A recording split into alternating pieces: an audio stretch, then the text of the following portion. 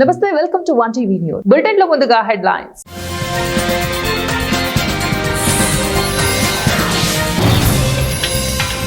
తప్పుడు ప్రచారాన్ని తిప్పికొట్టండి, CM Chandrababu.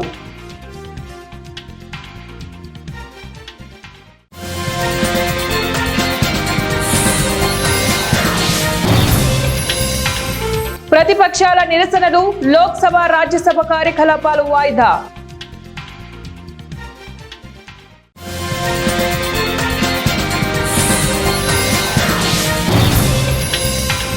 AIIMS ను వీడుతున్న వైద్యులు 2022-24 మధ్య 429 మంది వైద్యుల రాజీనామా.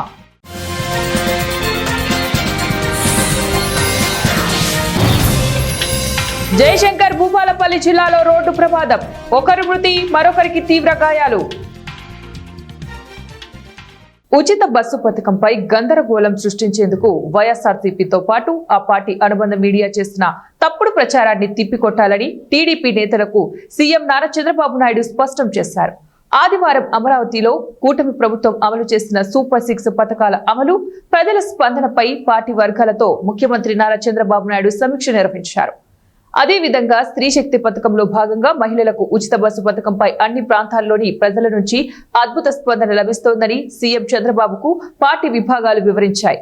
ఈ నేపథ్యంలో సూపర్ 6 సూపర్ హిట్ తో వైసీపీ అంతర్మథనంలో పడిపోయిందని తెలిపారు. దీంతో ఆ పార్టీ తప్పుడు ప్రచారానికి దిగుతోందని సీఎం కు పార్టీ వర్గాలు సోదాహరణగా వివరించాయి. ఈ నేపథ్యంలో పార్టీ నేతలకు సీఎం పై విధంగా స్పష్టమైన ఆదేశాలు ఇచ్చారు. అలాగే పథకాల అమలులో ఎమ్మెల్యేలు, మంత్రులు విధిగా భాగస్వాములు అయ్యేలాగా చూడాలని పార్టీ యంత్రాంగానికి ఆయన సూచించారు. ప్రజలతో మమేకం కావడం ద్వారానే పథకాలకు ప్రభుత్వానికి మంచి పేరు వస్తుందని వ్యాఖ్యానించారు. పార్లమెంట్ వర్షాకాల సమావేశాలు వాడావేడిగా కొనసాగుతున్నాయి.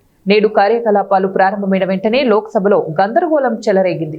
ప్రతిపక్ష ఎంపీలు బీహార్లో ఓటు చోరీ, ఎస్ఐఆర్ అంశంపై గందరగోళం సృష్టించారు. రాజ్యసభ సోమవారం మధ్యాహ్నం 2 గంటల వరకు వాయిదా పడింది.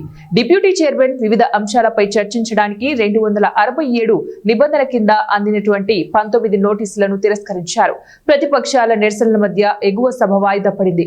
అదేవిధంగా ప్రశ్నోత్తరాల సమయంలో ప్రతిపక్షాల తీవ్ర నిరసనల మధ్య లోక్సభ మధ్యాహ్నం వరకు వాయిదా పడింది. సుభాష్ శుక్లా అంతరిక్ష యాత్రపై ప్రత్యేక సమావేశం ఈ రోజు లోక్సభలో మధ్యాహ్నం 2 గంటలకు సుభాష్ శుక్లా అంతరిక్ష యాత్రపై ప్రత్యేక సమావేశం జరగనుంది. కేంద్ర మంత్రి జితేంద్ర సింగ్ ఈ చర్చను ప్రారంభించనున్నారు. అలాగే నేడు జన్ విశ్వాస్ బిల్లును లోక్సభలో ప్రవేశపెట్టనున్నారు. పరిశ్రమల మంత్రి పీయూష్ గోయల్ దీనిని ప్రవేశపెట్టనున్నారు. అఖిల భారత వైద్య విజ్ఞాన సంస్థ దేశంలోనే అత్యంత ప్రతిష్టాత్మకమైన సంస్థ తీవ్ర అనారోగ్యంతో ఉంది. ఒకప్పుడు ఇందులో చేరడానికి వైద్యులు పోటీ పడ్డ సంస్థను ఇప్పుడు వైద్యులు వీడుతున్నారు. ఎంతో ప్రతిష్ట ఉన్న సంస్థ, ఆ సంస్థతో అంతే విడదీయలేని అనుబంధం. కొంతమంది డాక్టర్లైతే వారి పేరుతో కాకుండా ఎయిమ్స్ తోనే గుర్తింపు, అలాంటి గుర్తింపును కూడా ఎందుకు వదులుకుంటున్నారు? పీగుబంధం లాంటి అనుబంధాన్ని తెంచుకుంటున్నారు. దేశవ్యాప్తంగా ఉన్న ఎయిమ్స్లలో 429 మంది రాజీనామా చేశారు.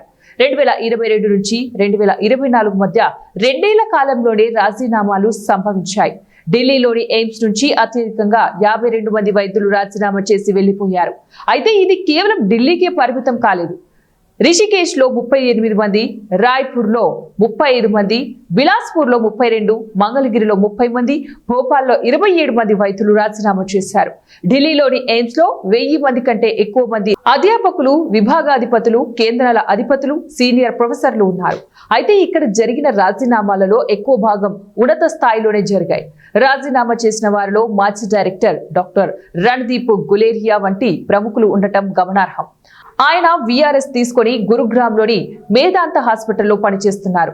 కార్డియాలజీ విభాగాధిపతి డాక్టర్ శివ చౌదరి రాజీనామా చేసి ఫోర్టిస్ ఎస్కాట్ లో చేరారు. న్యూరో సర్జరీ విభాగాధిపతి డాక్టర్ శశాంక్ శరద్ ఖాలే అపోలోకు మారారు. రాజీనామా చేసిన ప్రముఖుల్లో ఈఎన్టీ విభాగం, నేషనల్ క్యాన్సర్ ఇన్స్టిట్యూట్ మాజీ అధిపతి doctor Alok Takkar, Rotary cancer hospital anaesthesiology అధిపతి doctor Sushma Bhatnagar, neuro sciences centre chief doctor Padma Srivastava, orthopaedic విభాగం మాజీ అధిపతి డాక్టర్ రాజేష్ మల్హోత్రా కూడా ఉన్నారు. వీరంతా ఎయిమ్స్ లోనే ఎదిగి 3 దశాబ్దాలకు పైగా ఇక్కడే సేవలందించడం గమనార్హం. అన్నమయ్య జిల్లా టి సుండుపల్లి మండల పరిధిలోని గ్రామ పంచాయతీలోని రాతి చెరువు ఇటీవల కురిసిన వర్షాలకు మొరవ దగ్గర తెగిపోయే పరిస్థితిలో ఉంది. ఈ చెరువు మొరవ తెగిపోతే 3 గ్రామాల వ్యవసాయ పొలాలకు మరియు గ్రామాలలోని చెరువు నీరు చేరుతుందని గ్రామస్తులు అధికారులకు పలుమార్లు తెలియజేశారు. అధికారులు పట్టించుకోకపోవడంతో గ్రామస్తులే చందాలు రాబట్టుకుని చెరువు కట్టకు మరమ్మతు పనులు నిర్వహించి బాగు చేసుకున్నారు. గత ప్రభుత్వంలో వాలంటీర్ల ద్వారా లేదా స్పందన ద్వారా ఫిర్యాదు చేస్తే సత్వరమే అధికారులు సమస్యలు పరిష్కరించారేవారని, కూటమి ప్రభుత్వంలో రైతులు పలుమార్లు అధికారులకు విన్నవించుకున్నా కూడా గోడును ఎవరు కూడా పట్టించుకునే నాదుడే లేరని వారు తమ ఆవేదన వ్యక్తం చేశారు.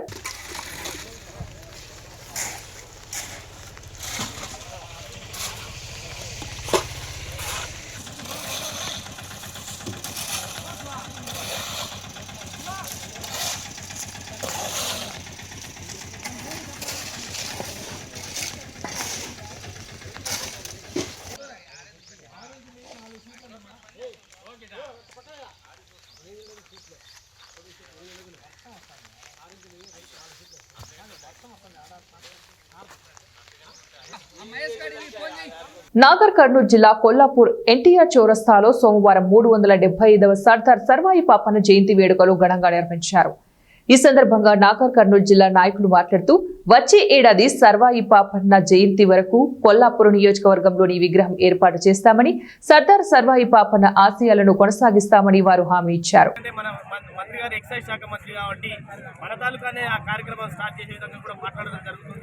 కాబట్టి ఈ విషయంలో కూడా గవర్నమెంట్ మనకు సానుకూలంగా ఉంది.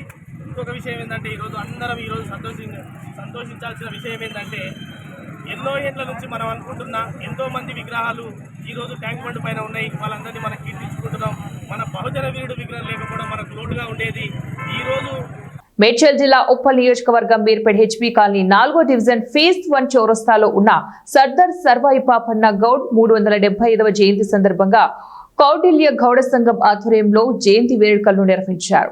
ఈ కార్యక్రమానికి ముఖ్య అతిథిగా ఉప్పల్ మాజీ ఎమ్మెల్యే బేతి సుభాష్ రెడ్డి, కార్పొరేటర్ జేరిపోతుల ప్రభుదాస్, మాజీ కార్పొరేటర్లు శ్రీనివాస్ రెడ్డి, గొల్లూరి అంజయ్య గౌడ సంఘం నాయకులు, బీజేపీ నాయకులు, రామ్ ప్రదీప్, వివిధ పార్టీల నాయకులు, ప్రముఖులు సర్వాయి పాపన్న గౌడ్ విగ్రహానికి పూలమాలలతో ఘనంగా నివాళులర్పించారు.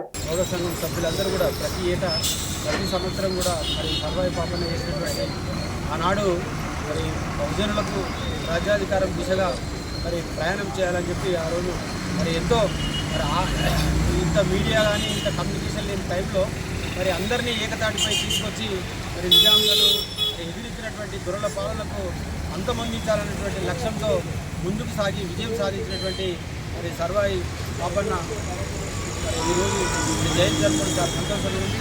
ఆయన ఆశయాలను కొనసాగించి రాబోయేటువంటి కాలంలో బీసీలకు రాజ్యాధికారం వచ్చేటువంటి దిశగా అందరూ కూడా ఒక తాటిపై వచ్చి పార్టీలకు అతీతంగా ప్రయాణం చేయాలి. జయంతులు జరుపుకున్నంతనే సరిపోదు, వర్ధంతులు జరుపుకున్నంతనే సరిపోదు. అదే ఆశయాలను కోరికలను నెరవేర్చినప్పుడే నిజమైనటువంటి ఆశయాలు నెరవేర్చడం అవుతామని చెప్పి తెలియజేస్తూ సంఘం సభ్యులు మరి ఇతర నాయకులు, పార్టీ కార్యకర్తలు అందరూ వచ్చి ఇక్కడ సర్వాయి పాపన్నకు పూలమాల అర్పించారు. సర్వాయి పాపన్న కిలా చాపురంలో జనగాంలో ఉన్నటువంటి మహానుభావుడు కల్లుగీత కార్మికుడిగా ఉండి 12 మంది దోస్తాలతో 12,000 సైన్యాన్ని తయారు చేసిన పెద్ద గనుడు, మనందరికీ బహుజనులకు పెద్ద నాయకుడు. అలాంటి నాయకుడు పెత్తందారులను ఎదిరించుకుంటూ, మొఘలు చక్రవర్తిని ఎదిరించుకుంటూ, కోటలను ఎదిరించుకుంటూ భువనగిరి గోల్కొండను వెళ్ళిన మహానాయకుడు. అలాంటి నాయకుడిని మనం స్ఫూర్తించుకుంటూ ఆయన అడుగుజాడులో మనం నడుచుకుంటూ ముందుకు పోవాలని మనం అందరం కూడా అన్ని కులాల వారిని కూడా ఐకమత్యమై, ఈ బీసీ నాయకులు కూడా మనం ఐకమత్యమై మన అధికారాన్ని మనం సాధించుకోవాలని మనం ఈ సందర్భంగా ఇక్కడికి వచ్చిన ప్రతి ఒక్క నాయకునికి పేరున నమస్కారాలు. ఈరోజు మన సర్దార్ సర్వాయి పాపన్న 375వ జయంతి జరుపుకోవడం మనకు చాలా సంతోషంగా ఉంది. మన గౌడ సంఘానికి అందరికంటే ముందు మనం ఇక్కడ స్థాపించి మీర్పేటలో మనం స్థాపించి దీన్ని ఈ విధంగా వర్ధంతి కానీ జయంతి కానీ మనం జరుపుకోవడం చాలా మన గౌడ్కి చాలా గర్వకారణము.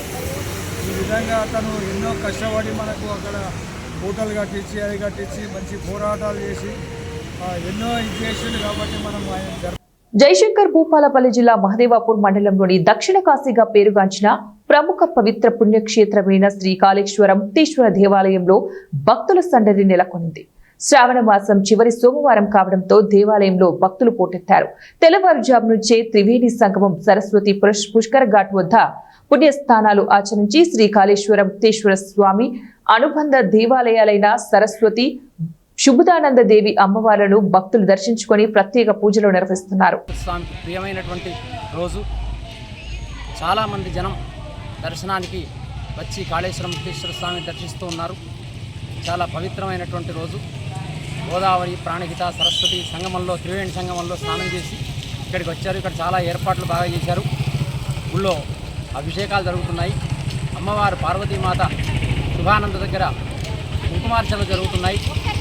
ఆ కాళేశ్వర ముక్తేశ్వరుడికి కళ్యాణం జరుగుతున్నది. ఆ తర్వాత హోమం చేసుకునే వాళ్ళు కూడా నవగ్రహ హోమాలు చేసుకోవడానికి వచ్చి టికెట్లు తీసుకొని సిద్ధంగా ఉన్నారు. తర్వాత జనం అంతా శ్రావణ మాసం ఆఖరి సోమవారం అని తొందరగా గోదావరి స్నానం చేసి వచ్చి దర్శనం చేసుకుని అభిషేకాలు చేసుకుంటున్నారు. వాళ్ళందరికీ కూడా సుఖ సంతోషాలు, ఆయురారోగ్య ఐశ్వర్యాలు కలగాలని చెప్పి మేమందరం ఆశీర్వదిస్తున్నాం. ఇది శ్రీ కాళేశ్వర ముక్తేశ్వర స్వామి 2 లింగాలు ఒకటే పానవట్టం మీద ఉండడం ఇక్కడ విశేషం. ఆ ముక్తేశ్వర లింగానికి 2 రంధ్రాలు, నాసికా రంధ్రాలు ఉంటాయి. వాటిలో ద్విచక్ర వాహనాన్ని కారు ఢీకొన్న ఘటనలో ఒకరు మృతి చెందగా మరో 2కి తీవ్ర గాయాలైన సంఘటన జయశంకర్ భూపాలపల్లి జిల్లా కాటారం జాతీయ రహదారిపై చోటు చేసుకుంది.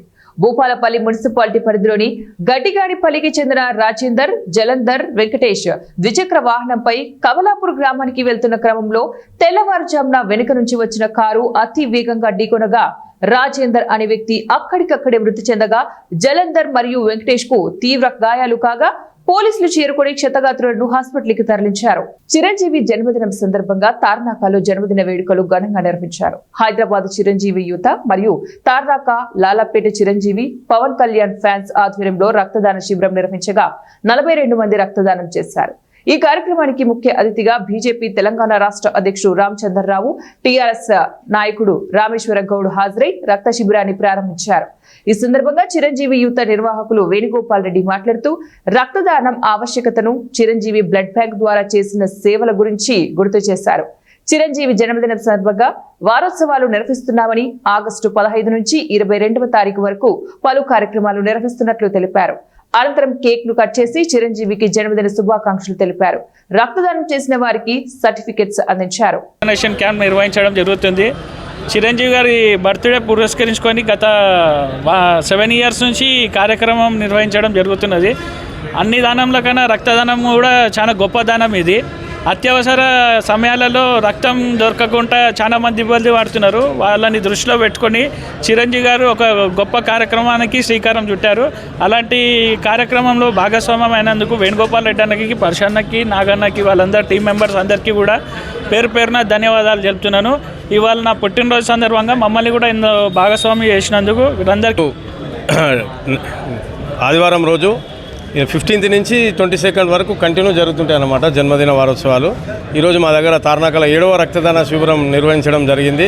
కావున మాకు రక్తదానంకి ముఖ్య అతిథిగా విచ్చేసిన రామేశ్వర్ గౌడ్ గారు కృతజ్ఞతలు తెలియజేస్తూ మా చిరంజీవి గారు సేవా కార్యక్రమాల్లో రక్తదాన శిబిరాలే కాకుండా చలివేంద్రాలు, ఇట్లా వస్త్రదానాలు, ఎన్నో చెట్లు నాటడం, ఎన్నో కార్యక్రమాలు నిర్వహిస్తున్నాము. మా గురువారైన రవణం స్వామినాయుడు గారు ప్రమాదంలో మరణించిన తెలుగుదేశం పార్టీ కార్యకర్త కటికల విజయ్ కుమార్ కుటుంబానికి 5 లక్షల రూపాయల బీమా చెక్కును ప్రభుత్వ చీఫ్ విప్ జీవి ఆంజనేయులు శనివారం అందజేశారు. నూజెండ్ల మండలం ఐనవోలు గ్రామానికి చెందిన కటికల విజయ్ కుమార్ ఇటీవల రోడ్డు ప్రమాదంలో మృతి చెందారు. ఈ నేపథ్యంలో రాష్ట్ర పార్టీ కార్యాలయం నుంచి వచ్చిన చెక్కును బాధిత కుటుంబానికి అందజేశారు.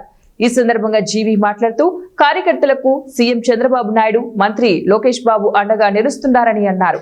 ఈ కార్యక్రమంలో నాయకులు తదితరులు పాల్గొన్నారు.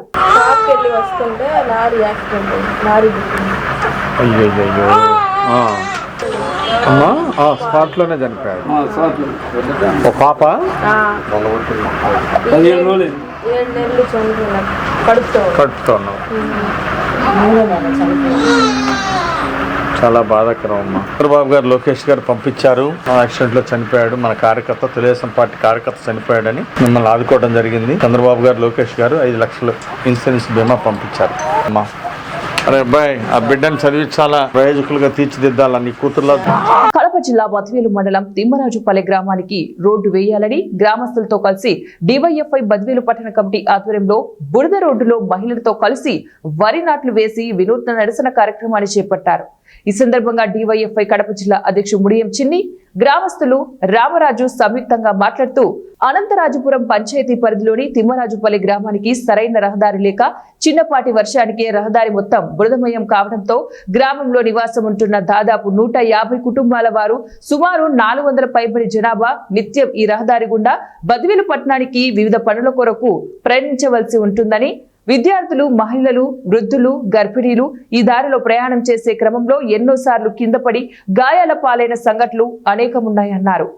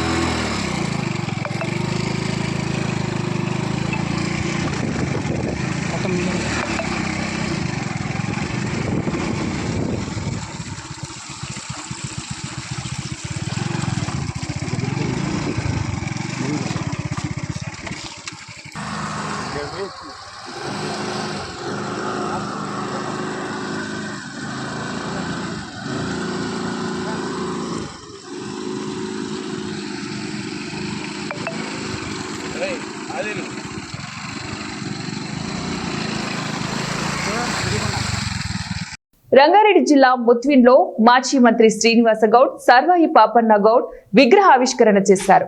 కడ్డల్ మండలం ముద్విన్ గ్రామంలో సర్దార్ సర్వాయి పాపన్న గౌడ్ విగ్రహావిష్కరణ కార్యక్రమాన్ని అన్ని పార్టీల గౌడ సంఘాల నాయకులు కలిసి ఘనంగా నిర్వహించారు. ఈ కార్యక్రమంలో కల్వకుర్తి ఎమ్మెల్యే కసిరెడ్డి నారాయణ రెడ్డి, మాజీ ఎమ్మెల్యే జైపాల్ యాదవ్, బీఆర్ఎస్ రాష్ట్ర నాయకులు గోలి శ్రీనివాస్ రెడ్డి, మాజీ జెడ్పీటీసీ సభ్యులు ఉప్పల వెంకటేష్ తదితర అన్ని పార్టీల నాయకులు పాల్గొన్నారు.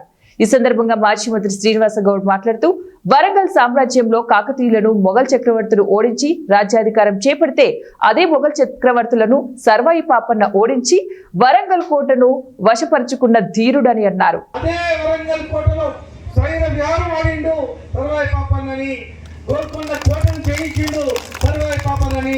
ఈయన రాజ్యంలో మొత్తం బహుజనులదే రాజ్యాధికారం, వాళ్ళే మంత్రులు, వాళ్ళదే అధికారం అని చెప్పి గొప్ప చరిత్ర చూసి ఆయన కళ్ళకు నీళ్ళు పెట్టుకొని ఆ చరిత్ర తీసుకొని హైదరాబాద్కి వచ్చింది.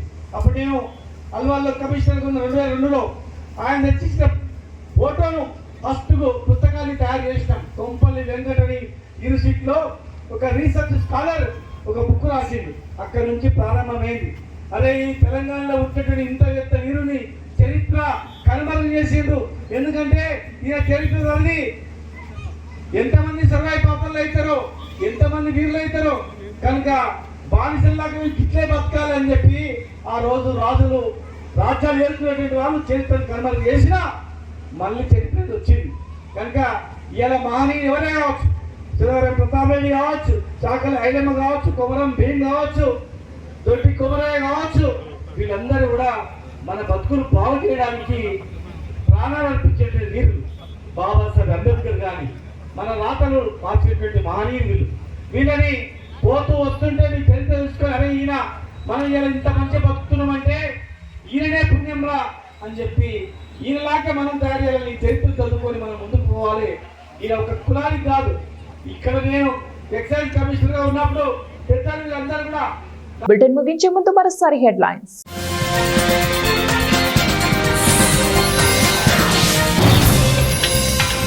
తప్పుడు ప్రచారాన్ని తిప్పికొట్టండి, సీఎం చంద్రబాబు.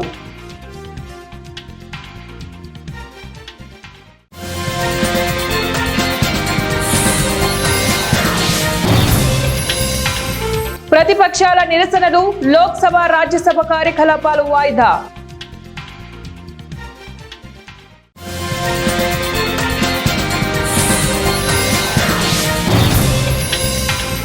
ఎయిమ్స్ ను వీడుతున్న వైద్యులు 2022-24 మధ్య 429 మంది వైద్యుల రాజీనామా.